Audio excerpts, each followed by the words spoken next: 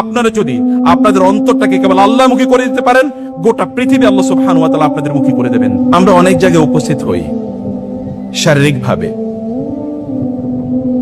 অনেক জায়গায় আমরা উপস্থিত হই শারীরিক প্রস্তুতি নিয়ে, অনেক সুন্দর জামা কাপড় পরে আসি,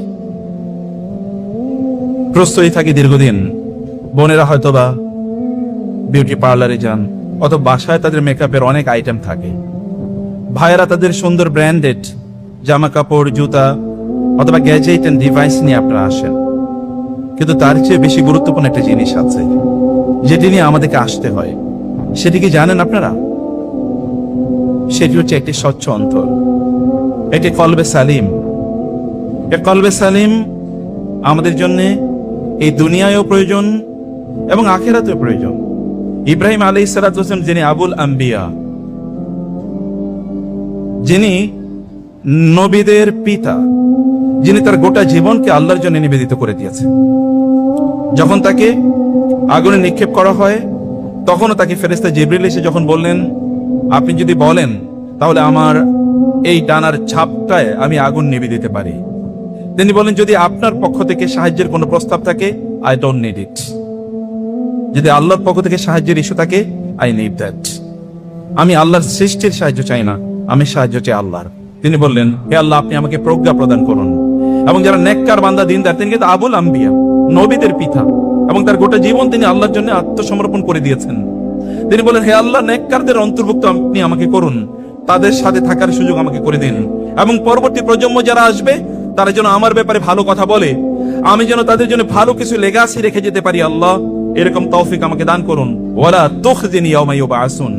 হে আল্লাহ, কিয়ামত যেদিন আপনি মানুষকে উত্থিত করবেন, সেদিন আপনি আমাকে লাঞ্ছিত করবেন না, সেদিন আপনি আমাকে লাঞ্ছিত করবেন না। কে বলছেন এ কথা?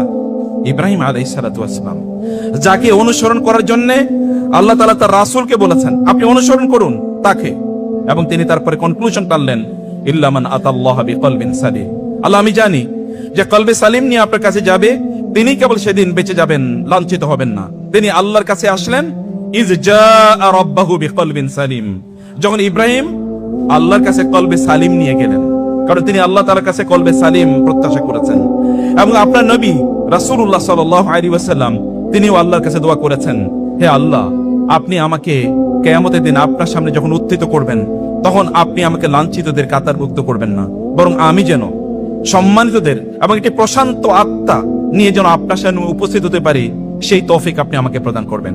আপনি জানেন রাসূলুল্লাহ সাল্লাল্লাহু আলাইহি ওয়াসাল্লাম আল্লাহর কাছে সদা সর্বদা দোয়া করতেন, ইয়া মুকাল্লিবাল কুলুব সাব্বিত কলবি আলা দীনিক।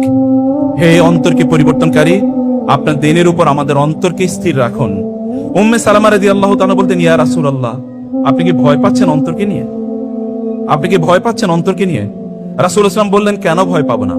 কারণ অন্তর তো আল্লাহ সুবহানাহু ওয়া তাআলার দুটো আঙ্গুলের মধ্যখানে থাকে। ইউকাল্লিবুহু কাইফা ইয়াশা, যেমনি ভাবে আল্লাহ সুবহানাহু ওয়া তাআলা চান তার অন্তরকে তিনি পরিবর্তন করেন। আমি এই প্রসঙ্গে আপনাদেরকে কেবল বলতে চাই, প্রিয় ভাইরা বোনেরা, আপনারা যে এখানে এসেছেন, আপনারা কেন এসেছেন? কোন উদ্দেশ্যে এসেছেন? আপনাদের অন্তরে কি আছে বলুন, একবার ভাবুন। অন্তরে আপনাদের কি আছে? ওই আয়াতটি কি আমাদেরকে কাঁদাবে না, যেখানে আল্লাহ সুবহানাহু ওয়া তাআলা বলেছেন, ইয়াউমা তুবলাস সারাইর ফামা লাহু মিন কুওয়াতিন ওয়ালা নাসির। সেদিন সব গোপন জিনিসগুলো আল্লাহ সুবহানাহু ওয়া তাআলা এর সামনে উন্মুক্ত হয়ে যাবে, এবং সেদিন তাকে সাহায্যকারী কোন শক্তি থাকবে না, কোন সাহায্যকারী সেদিন তার জন্য থাকবে না। ও আখরাজাতিল আরদু আসকালাহা ওয়া ক্বালা লিল ইনসানু মা লাহা। সেদিন এই জমিন একটা বিশাল থিয়েটারে পরিণত হবে, বিশাল স্ক্রিনে পরিণত হবে, একটা রেকর্ড বুকে পরিণত হবে। এটা বিশাল একটা ক্যামেরার মতো কাজ করছে। কেবল ছোট্ট ক্যামেরার দিকে তাকাবেন না, এই বিশাল বিস্তৃত জমিন কিন্তু ক্যামেরা, এগুলো সব রেকর্ড করছে। কিয়ামতের দিন আমার এবং আপনি কোন উদ্দেশ্যে কোথায় কি জন্য গিয়েছি, এগুলো সব বলে দেবে। ওয়াহুসিলা মা ফিস সুদুর, আল্লাহ তাআলা বলবেন তোমার অন্তরে কি ছিল সেগুলো সেদিন বিশাল স্ক্রিন দেখিয়ে দেওয়া হবে। অতএব গোপন করা কোনো কিছু থাকবে না। আপনি কেন এসেছেন আজকে এখানে বলুন? জাস্ট আস্ক ইউরসেলফ, কেন এখানে বসে আছেন সেটা জিজ্ঞেস করুন।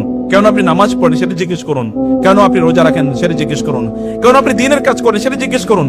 কেন আপনি সালাত আদায় করেন সেটা জিজ্ঞেস করুন। যদি if it is not for Allah, আল্লাহর কসম এটা আমাদেরকে বাঁচাতে পারবেন।